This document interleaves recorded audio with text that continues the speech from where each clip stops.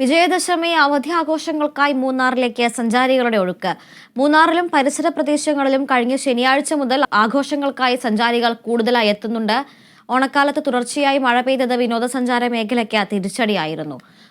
കാലത്തെ തിരക്ക് പോയ ദിവസങ്ങളിലെ നഷ്ടം നികത്തുമെന്നാണ് ടൂറിസം മേഖലയിൽ പ്രവർത്തിക്കുന്നവരുടെ പ്രതീക്ഷ. തുടർച്ചയായി എത്തിയ അവധി ദിവസങ്ങളാണ് മൂന്നാർ അടക്കമുള്ള ടൂറിസം മേഖലകൾക്ക് പ്രതീക്ഷ പകരുന്നത്.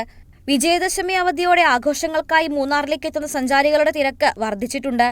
മൂന്നാറിൽ മാത്രമല്ല, മൂന്നാറിനോട് ചേർന്ന് കിടക്കുന്ന മാങ്കുളം, മറയൂർ, കാന്തല്ലൂർ, വട്ടവട തുടങ്ങിയ പരിസര പ്രദേശങ്ങളിലേക്കും സഞ്ചാരികൾ കൂടുതലായി എത്തുന്നുണ്ട്. കഴിഞ്ഞ ശനിയാഴ്ച മുതൽ വിനോദസഞ്ചാര കേന്ദ്രങ്ങളിൽ തിരക്ക് ആരംഭിച്ചിരുന്നു. വ്യാപാര മേഖലയ്ക്കും സാഹസിക വിനോദസഞ്ചാര കേന്ദ്രങ്ങളിലും സുഗന്ധവ്യഞ്ജന തോട്ടങ്ങളിലും ഫാക്ടറികളിലും ബോട്ടിംഗ് കേന്ദ്രങ്ങളിലുമെല്ലാം കാണുന്ന സഞ്ചാരികളുടെ തിരക്ക് പ്രതീക്ഷ നൽകുന്നുണ്ട്. ഹോം സ്റ്റേകളിലും റിസോർട്ടുകളിലും ഹോട്ടലുകളിലുമെല്ലാം കനത്ത ബുക്കിംഗാണ് നടത്തിയിട്ടുള്ളത്. സഞ്ചാരികളുടെ തിരക്ക് വർദ്ധിച്ചതോടെ ദേശീയപാത 85-ലും മറയൂർ ഉദുമൽപേട്ട അന്തർ സംസ്ഥാന പാതയിലും ഗതാഗതക്കുരുക്കും വർദ്ധിച്ചു. തദ്ദേശീയരായ വിനോദസഞ്ചാരികൾക്ക് പുറമെ അയൽ സംസ്ഥാനങ്ങളിൽ നിന്നും സഞ്ചാരികൾ കൂടുതലായി എത്തുന്നുണ്ട്. ഓണക്കാലത്ത് തുടർച്ചയായി മഴ പെയ്തത് വിനോദസഞ്ചാര മേഖലയ്ക്ക് തിരിച്ചടിയായിരുന്നു. പൂജാവധികാലത്തെ തിരക്ക് പോയ ദിവസങ്ങളിലെ നഷ്ടം നികത്തുമെന്നാണ് ടൂറിസം മേഖലയിൽ പ്രവർത്തിക്കുന്നവരുടെ പ്രതീക്ഷ.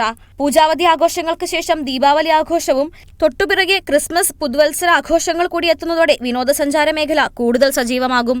Kerala vision news, Idukki.